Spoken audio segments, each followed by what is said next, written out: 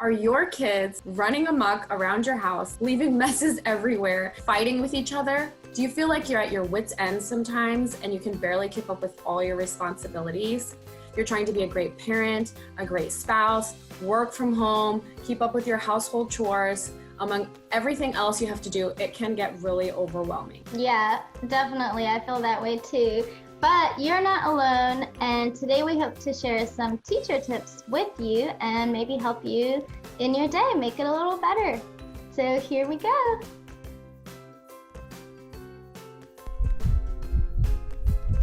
Hi everyone, I'm Leena, the Director of School of Love, and also I write for the kids lessons ages 6 to 11, and I'm here with Diane today. Hi everyone, I'm Diane John, and I write for the Sprouts, which is ages 3 through 6. We're also wives and mothers and former teachers. We both studied elementary ed and both have experience in early childhood, especially kindergarten.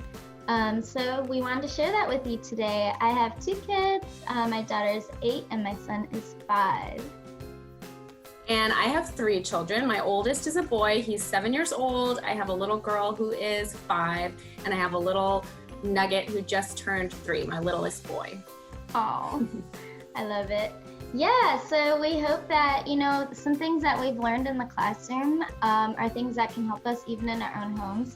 I know we've both noticed that. Like, I've been very grateful for our education degree because there's so many times I'm like, wow, this could actually work in my own home with my own kids.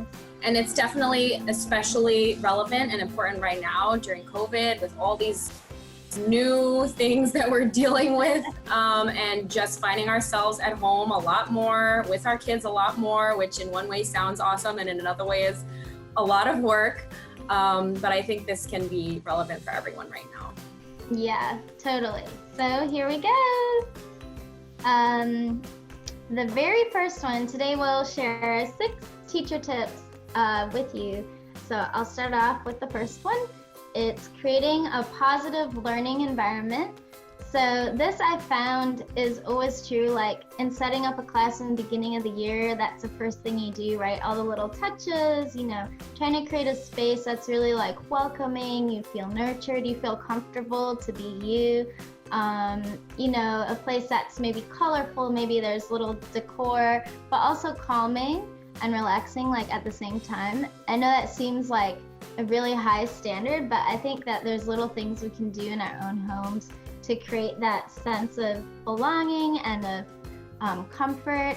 And in our own homes, it's a little different. Like I found helping differentiate different spaces, almost like centers, right? Like this is where you sleep, it's calm, maybe there's books, there's stuffed animals, here's your play area, here's your, little school nook.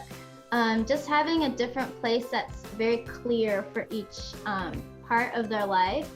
And yeah, sometimes we feel this pressure, to be like the Pinterest mom or have it all perfect. But right now in COVID especially, we're all going through it together. And, some families have a whole room for a classroom and some it's like a corner nook for remote. Yeah, for me, that's the case. We have a very small space, but I'm doing the best I can. I'm going to have them each have their own desk. So at least they have some space that's really clearly designated for learning. Yeah, that's awesome. And one thing Diane reminded me of was including their own artwork too, like including their own touches, things that they've created so they feel a part of that space, like they added something, or maybe you even have as part of your learning environment, maybe you come up as a family with family rules, or in class you have rules, so maybe you post those, you display those somewhere to remind yourself. So yeah, I think the thing that always comes first to me is creating that positive environment for learning and fun and loving home environment in your home. And what's next?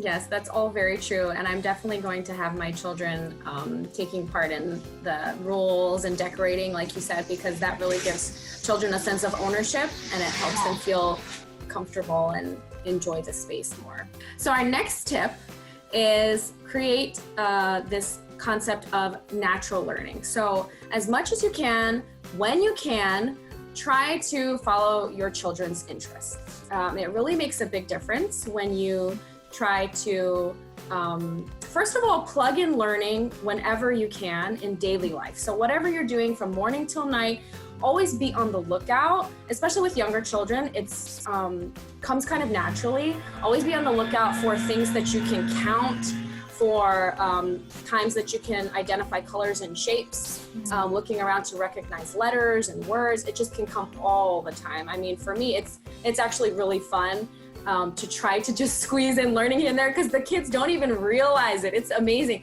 We don't have to sit down and, read the lesson out. Like, they don't even know that I'm teaching them. So that's the best for me. Cooking is a great time for especially math, counting and measuring. I try to cook with my kids at least once every other day. They really enjoy it. I worked a lot with the creative curriculum when I was teaching at an early childhood center. And so they're definitely very big on this natural learning and following the children's interest. So what's really helpful, if you can, when you can, is to be very observant. And I know it takes a lot of time for that, and especially if you have other things going on, whatever it is, your own job or just the dishes. I feel like I'm always doing the dishes. I just have dishes and dishes and dishes. So anyway, whenever you can work it in, try to be really present. Sit down with your children, really watch carefully and get on their level. Pay attention to what they're doing and what they're saying and what is sparking their interest, what makes their eyes light up. And really catch those moments, expand on those moments, and just stretch them out. If they're really excited about it, try not to cut it off if possible. Just let them go with it. Let them get deeper, explore more, and just enjoy it for as long as they're interested, because while they're really in that moment and enjoying it, they're going to be learning so fast, and they're going to remember because it's meaningful to them. Yeah, I love that. I love that natural part, how learning can just be a part of your natural day. And I think, the veteran homeschoolers are probably really good at that. But for a lot of us, that's something, I love what you shared about cooking. I'll have to do that more with my own kids. Yeah, it's such a great way, measurements and all that. And just making that time to observe, really being in that moment. I really love that. Yes.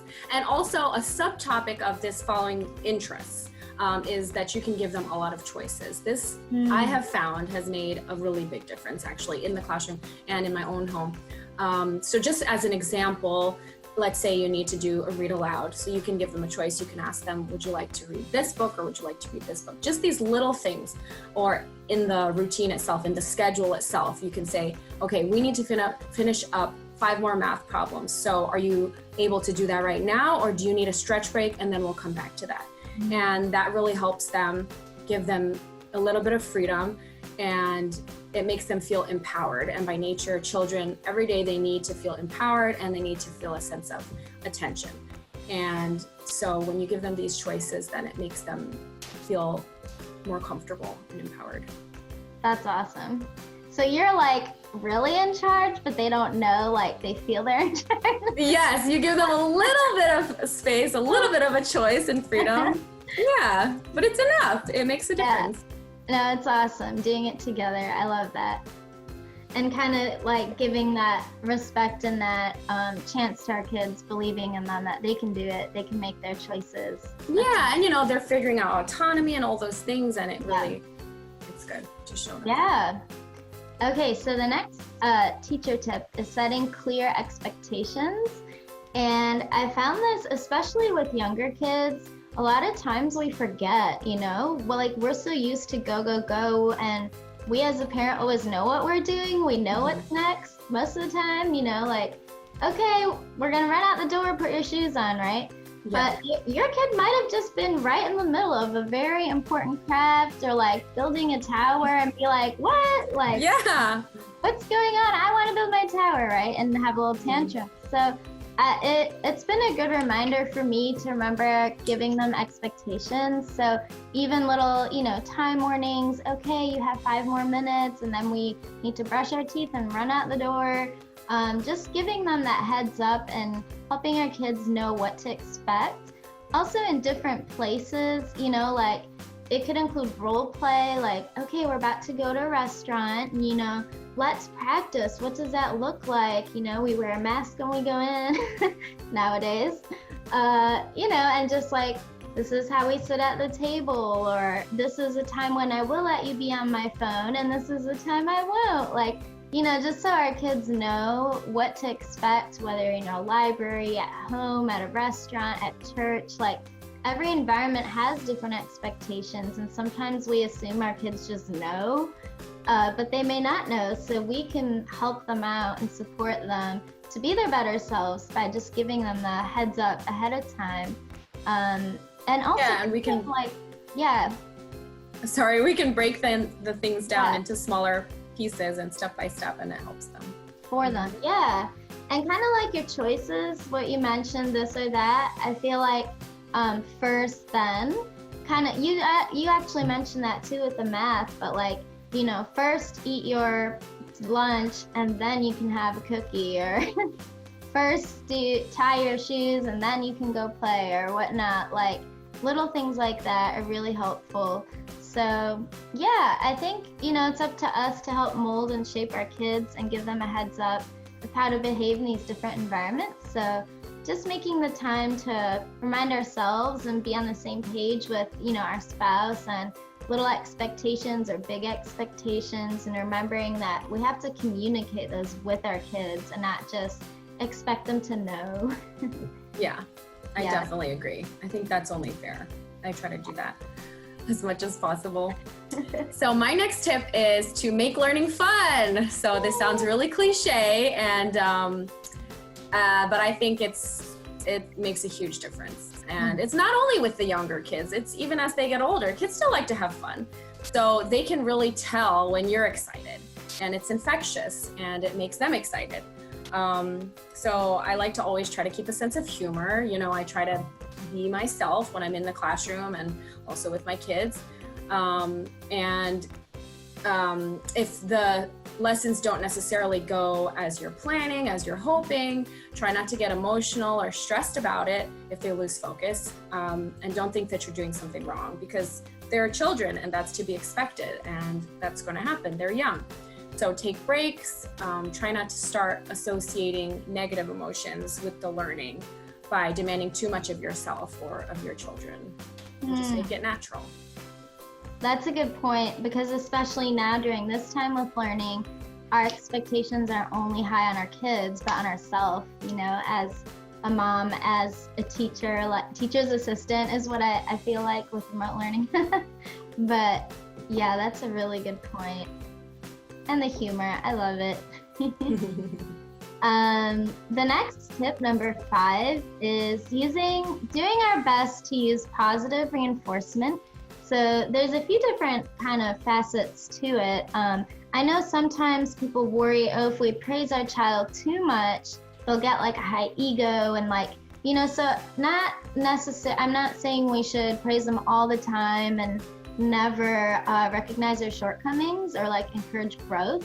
But I do think kids, they just love, compliments, and they love to feel like they're doing good, and just making that effort on the little things, maybe your child is working on tying their shoes and they're really bad at it.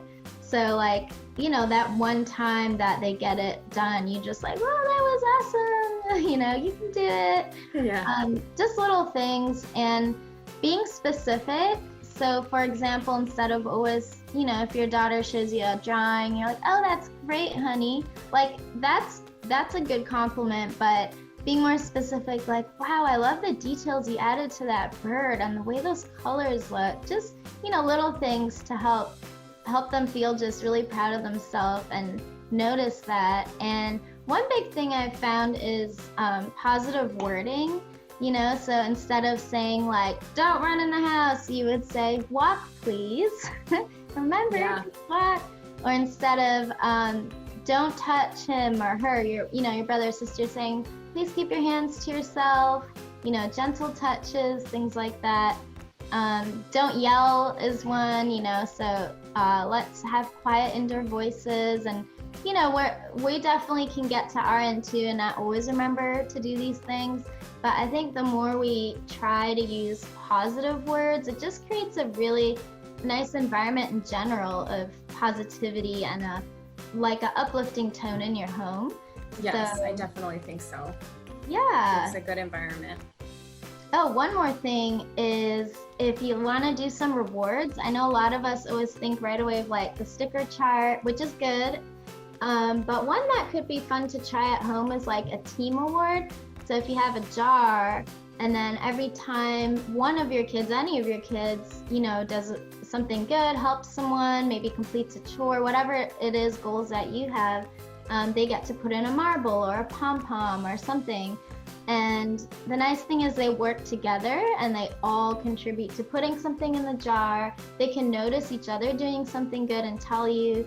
And then once the jar is full, you know, you follow through with some award, maybe a family ice cream night or a movie night or a pizza party or whatever fun thing you want to do as a family. But yeah, that's something fun I think I'd like to try too, the team family award jar. Yeah, that's a really great idea. We've done that. It's a lot of fun. That's so cute. And they all got excited to like participate and be a part of it.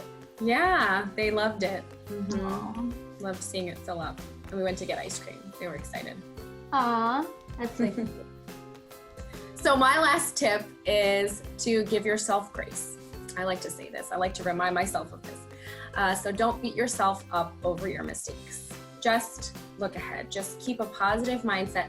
Be patient. Be kind to yourself. You're doing the best you can. Your kids love and appreciate you for everything you're doing. You're putting in a lot of effort.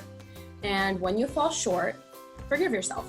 Always pick yourself up and just go on to the next step. Just keep looking forward. Aw, I love it. Yeah, that's really good. That's the most important reminder as a parent, I think. All right, this was so much fun. I really love talking with you, like as a fellow mom and teacher, and we hope for all of you that this was helpful in some way. You can make little notes. The areas that we talked about today were creating positive learning environments, natural learning, setting clear expectations, making learning fun, positive reinforcement, and giving yourself grace. Yes, thank you. I had a great time talking with you, Leena. You're a good friend of mine, not only a colleague, and I think this was great for both of us. Even just for me to have a little break and have a little talk, a little chat is really refreshing. So everyone, viewers, stay tuned for part 2, where we'll discuss how these teacher tips that we talked about can be applied to our School of Love lessons. We look forward to seeing you then. See you then next time. Bye.